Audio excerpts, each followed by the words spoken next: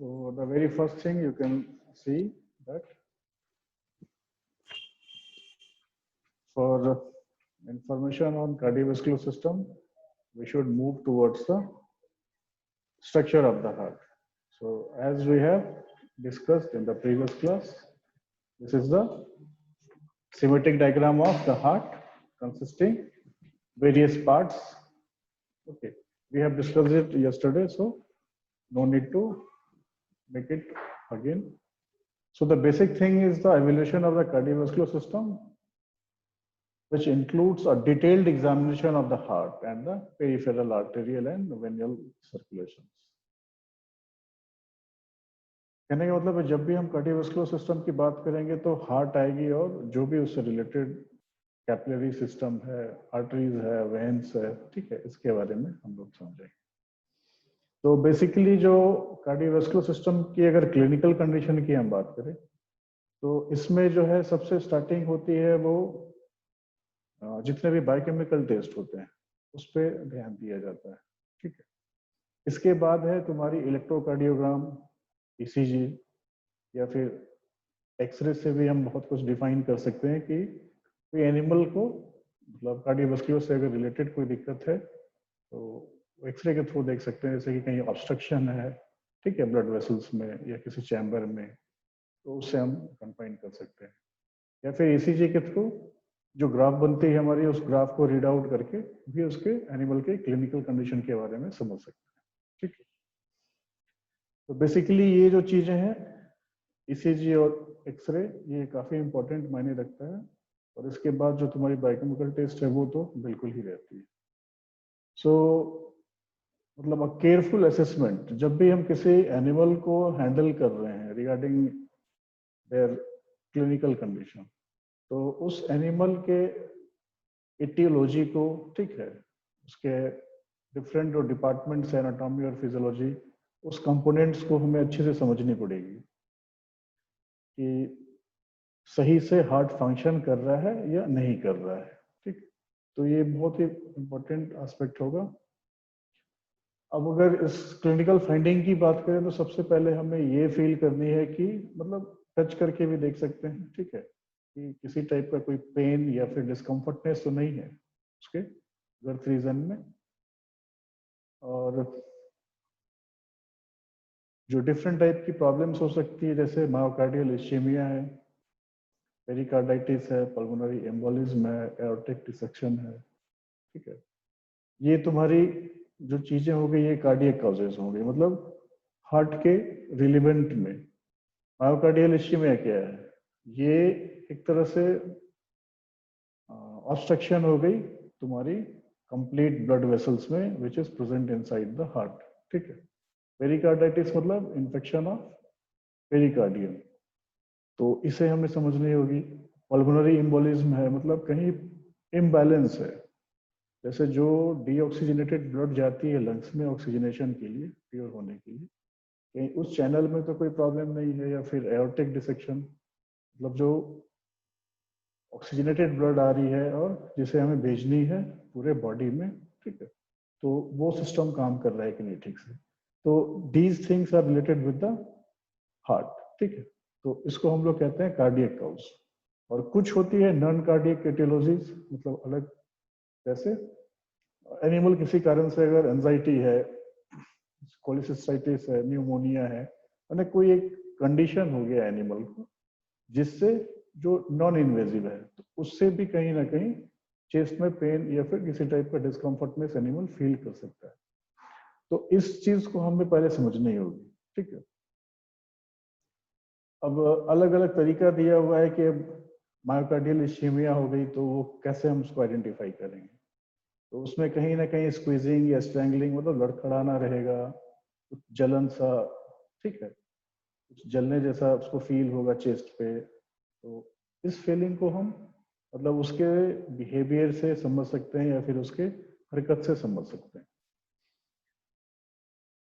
ये भी हो सकती है कि उसे किसी चीज से चोट लगा हो, इंटरनल चोट हो या बाहर से चोट हो। तो मतलब अगर दर्द हो रही है या फिर एनिमल कंफर्ट जोन में नहीं है तो क्यों नहीं है, पहले ये हमें समझनी पड़ेगी। तो जब तक हम एटियोलॉजी नहीं उसकी समझेंगे, हिस्ट्री नहीं लेंगे, तब तक वो सही से फाइंडिंग नहीं कर सकते हैं क्या कि उसकी प्रॉब्लम क्या है। दूसरी अगर चले डिस्पनिया के बारे में, डिस्पनिया मतलब ही होता है ब्रीथलेसनेस, ठीक है। डिस्पनिया जो टर्म है, कहने का मतलब है कि ऑक्सीजन की कहीं कमी के कारण या फिर किसी मतलब चोट के कारण मैंने कहीं ना कहीं वो जितनी जो ऑक्सीजन कैरिंग कैपेसिटी है वो कम हो रही है, एनिमल जो है सांस लेने में सफर कर रहा है, प्रॉब्लमेटिक फील कर रहा है। तो ये अगर कार्डियक ओरिजिन से है डिस्पनिया, ये तभी होगा जब ब्लड सर्कुलेशन जो है पूरी सही से नहीं होगी, ठीक है। कार्डियक हार्ट में कहीं ना कहीं ऑब्स्ट्रक्शन है या फिर ब्लड वेसल्स में ऑब्स्ट्रक्शन होगा, तो इस चीज को हमें समझनी होगी। अब ये जो कार्डियक डिस्पनिया है ये भी अलग अलग तरह की होती है, एक दिन में है, एक रात में है। रात वाली जो कहते हैं उसको कहते हैं पैरोक्सिमल नॉकटर्नल डिस्पनिया, मतलब ब्रीथलेसनेस एट नाइट। अगर किसी कारण से कार्डियक फंक्शन सही से नहीं हो रहा, हार्ट की फंक्शन सही नहीं हो रही है, तो रात में परेशानी फील होगी।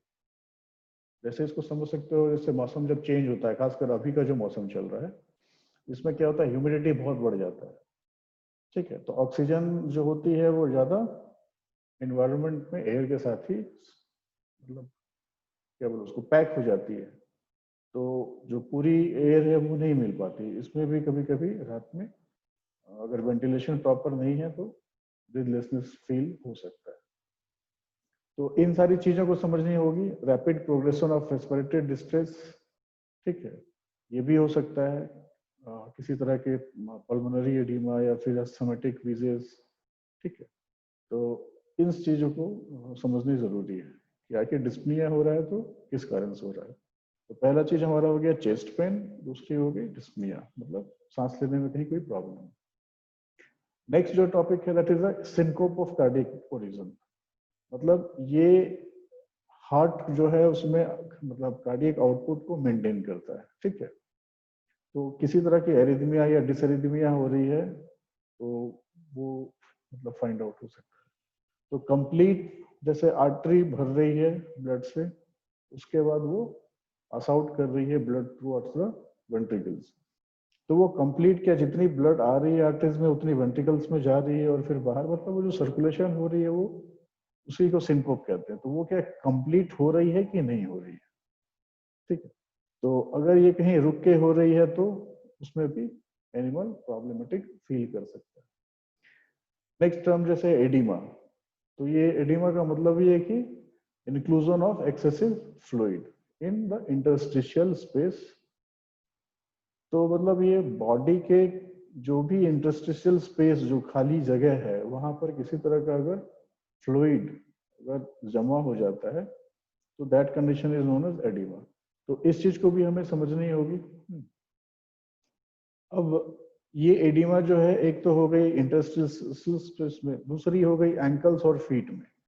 तो एंकल और फीट वाली जो प्रॉब्लम होती है ये मतलब समझो कि क्रोनिक केस है या फिर बहुत ही केस खराब होते जा रहा है, तब ये एडिमा प्रोड्यूस होती है एंकल में या फीट पे। अगर इंटरस्टिशियल स्पेस है तो ये एडवांस फॉर्म होती है किसी भी डिजीज का, मतलब कार्डियक डिजीज का, कि animal might be having some cardinal signs, cardiac dispose.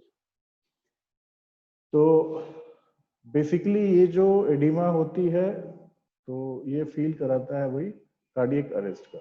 लेकिन अगर एंकल्स और फीट में अगर आपने एडिमा कहीं शो कर रहा है किसी एनिमल में, तो समझ लो कि the animal may be having the sign of congestive heart failure, कहीं ना कहीं ये उससे जुड़ी हुई।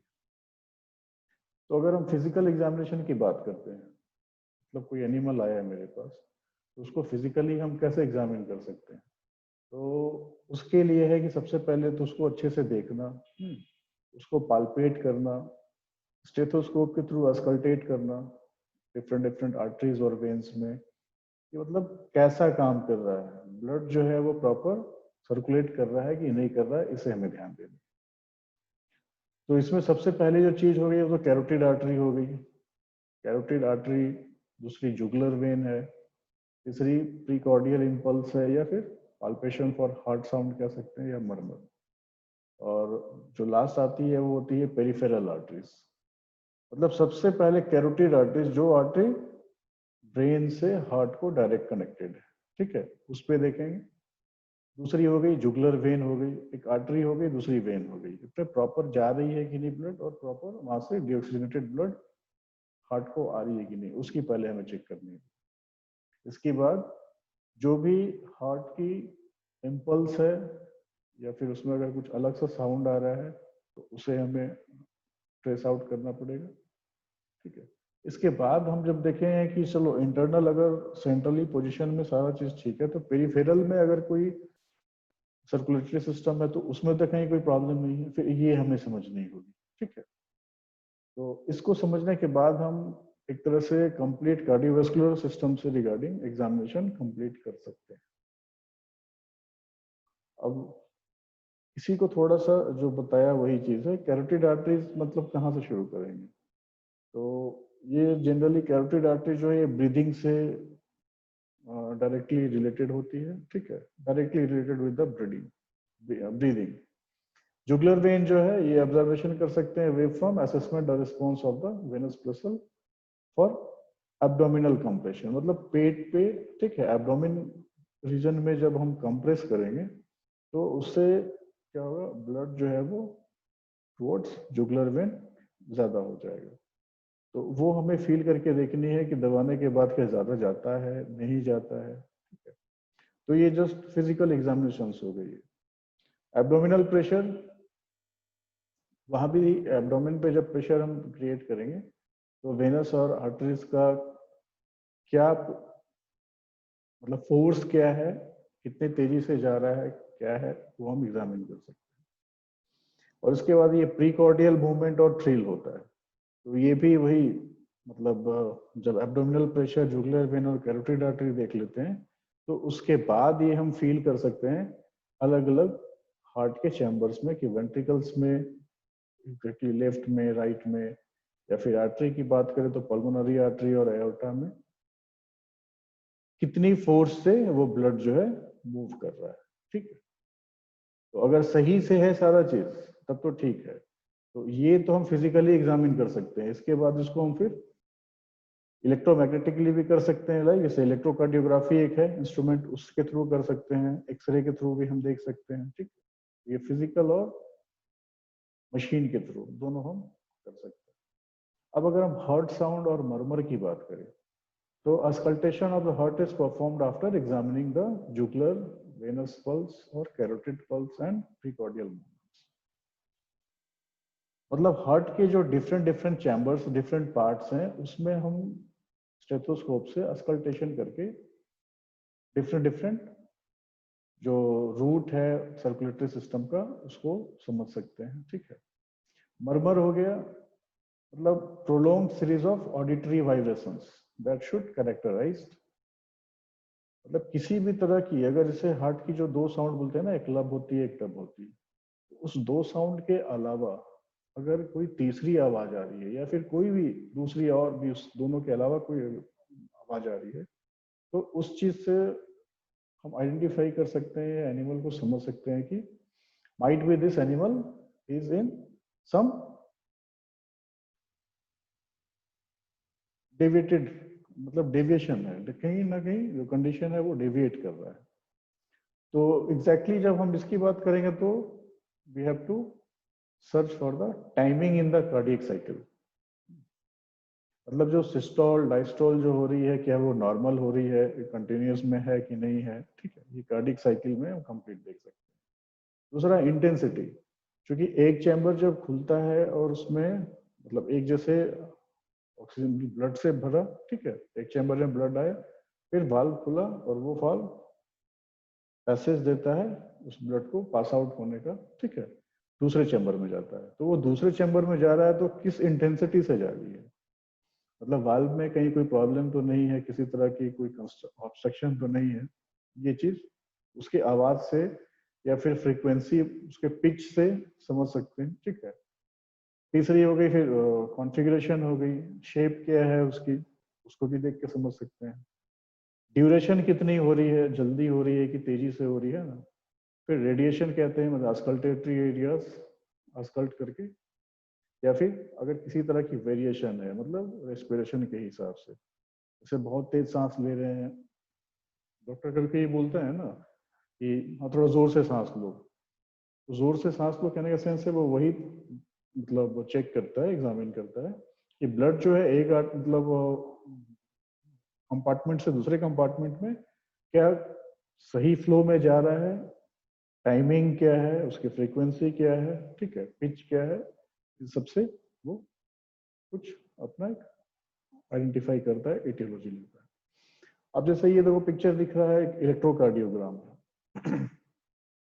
तो ये ईसीजी जिसको हम लोग जनरली बोलते हैं, ये अलग अलग चैनल है, ठीक है, तो इससे हम आइडेंटिफाई कर सकते हैं कि एनिमल किस कंडीशन में है। लेकिन ये क्या है कि ये इसके लिए हमें सुनना पड़ता है, ठीक है, सुन के ही हम कर सकते हैं।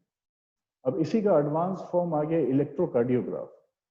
तो इसमें क्या है, स्क्रीन लगी हुई है और स्कैनर से हम सुन भी सकते हैं और साथ में देख भी सकते हैं कि एग्जैक्टली कहीं पर कोई आर्टरी या वेन जो है वो दबी हुई तो नहीं है, मतलब डायलेट कर गई है या कुछ कंस्ट्रिक्ट कर गई है। तो इससे भी हम आइडेंटिफाई करके इसको पता कर सकते हैं कि एनिमल की कंडीशन क्या है और अगर कुछ गड़बड़ है तो कहाँ पर गड़बड़ है, ठीक है। अगर हम बात करें examination of the peripheral arteries की, तो पाल्पेशन करके सबसे पहली चीज हम देख सकते हैं, पाल्पेशन जैसे हाथ की नर्व्स देखते हैं, है ना, कुत्ते की कंडीशन में पैर में हम लोग चेक करते हैं, ठीक है। तो अलग अलग जगह पे फील करके हम देख सकते हैं कि पेरिफेरल में जो सर्कुलेटरी सिस्टम का कंडीशन है वो सही है या नहीं चल रहा है। तो एग्जैक्टली इसमें हम लोग चेक करते हैं फ्रीक्वेंसी या रेगुलरिटी ऑफ द पल्स। फिर दूसरी है कंडीशन और patency of the peripheral arteries, ठीक, कंडीशन कैसी है और पेटेंसी कैसी है इसकी।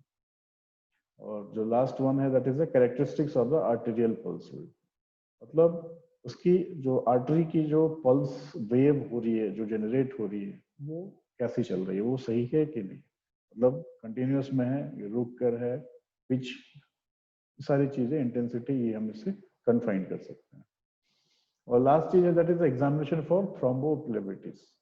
ये थ्रोम्बोफ्लेबिटिस जो है it refers to venous inflammation with secondary thrombosis of the involved vein, ठीक है। तो ये इससे हम पता कर सकते हैं कि मतलब किसी तरह का वेन में, ठीक है, इन्फ्लामेशन है कि नहीं है, मतलब किसी दूसरे रीजन से। कहने से ब्लड वेसल सब ठीक है, सर्कुलेटरी सिस्टम सब सही काम कर रहा है, लेकिन हो सकता है कि किसी पैरासिटिक इन्फेक्शन हो या फिर कोई इंजरी हो, ठीक है, किसी टाइप का ट्रॉमा हो, जिसके कारण जो फ्लो है, सर्कुलेटरी सिस्टम का फ्लो है, वो थोड़ा डिफ्लेक्ट करता है। तो इस चीज को हम इससे समझ सकते हैं। और इस पूरे पार्ट का जो कंक्लूजन है दैट इज द, कहने का मतलब है कि जब भी हम किसी एनिमल को चेक करें, ठीक है, एग्जामिनेशन करें, तो जरूरी है पहले ऑनर से उसकी हिस्ट्री ले लें, ठीक है, फिजिकली जितने भी एग्जामिनेशन है वो कर लें, कुछ लैब टेस्ट है उससे रिलेटेड तो वो देख लें, और उसके बाद जो हमारी मॉडर्न मशीन्स हैं, ठीक है, उसके थ्रू भी हम एक बार उस एनिमल को एग्जामिन कर लें। इससे क्या है कि कुछ भी छूटेगा नहीं, कभी सारी चीजें क्लियर होंगी। हिस्ट्री ले लिया तो उसकी पास्ट रिकॉर्ड पता चली गई, ठीक है, ब्लड टेस्ट जो कर लिया तो एग्जैक्टली अगर सेकेंडरी इन्फेक्शन या थ्रोम्बोफ्लेबाइटिस टाइप की कोई चीज है वो हम कर सकते हैं क्लियर। इसके बाद ईसीजी या फिर एक्सरे करने के बाद ये हम कंफर्म कर सकते हैं कि एनिमल की मतलब पोजीशन कैसी है, ठीक है, कंप्लीट वो काम कर रहा है सर्कुलेटरी सिस्टम की नहीं कर रहा है। अगर नहीं कर रहा है तो कहीं वेंट्रिकल्स में प्रॉब्लम है या ऑरिकल्स में प्रॉब्लम है, उस चीज को हम आइडेंटिफाई कर सकते हैं और उसके थ्रू फिर उसका सही ट्रीटमेंट कर सकते हैं। तो जब भी ट्रीटमेंट की बात करते हैं तो उसके लिए बहुत जरूरी है पहले उसके सिम्टम को डायग्नोज करना, ठीक है। तो ये बेसिकली चीज है। तो traditional process of history taking and physical examination together with Selective modern laboratory technologies will enable the clinician to observe an accurate diagnosis and estimate the degree of severity, interpretation, or logical plan of treatment, and better understand the pathophysiologic abnormalities of the patient with a cardiovascular problem. तो हम जाके finally कह सकते हैं कि हाँ, इसकी ये सिम्प्टोमेटिक ट्रीटमेंट होनी चाहिए. ठीक है. So this will complete the